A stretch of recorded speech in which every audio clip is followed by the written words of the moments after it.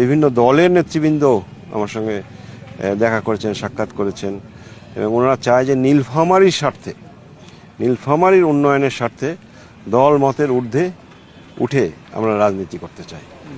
So আল্লাহ সেই তৌফিক আমাদেরকে দিক, আমরা যাতে এলাকার মানুষের মঙ্গল করতে পারি, আমরা যাতে আমাদের বেকার সমস্যা দূর করতে পারি, আমাদের শিক্ষা ব্যবস্থা ভালো করতে পারি, এখানে একটা বিশ্ববিদ্যালয় করতে পারি, মেডিকেল কলেজকে স্থায়ী করে একটা বড় মেডিকেল কলেজ করতে পারি।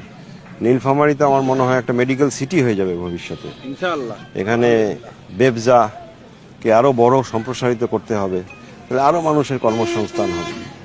তো শহরকে নিয়েও আমাদের চিন্তা ভাবনা আছে। কৃষি ক্ষেত্রে তো আমি মনে করি একটা কৃষি বিশ্ববিদ্যালয় হওয়া উচিত আমাদের, নাহলে একটা কৃষি পলিটেকনিক বা একটা কিছু আমাদের কৃষি ভিত্তিক এডুকেশনাল ইনস্টিটিউট হওয়ার দরকার আছে। একটা কৃষি প্রসেসিং জোন হইতে পারে আমাদের এখানে স্পেশালি যারা চাষি কৃষক, তারা যে মূল্যে তাদের প্রোডাক্ট বিক্রি করে, ঢাকায় যেতে যেতে সেই প্রোডাক্টের দাম কয়েক গুণ হয়ে যায়।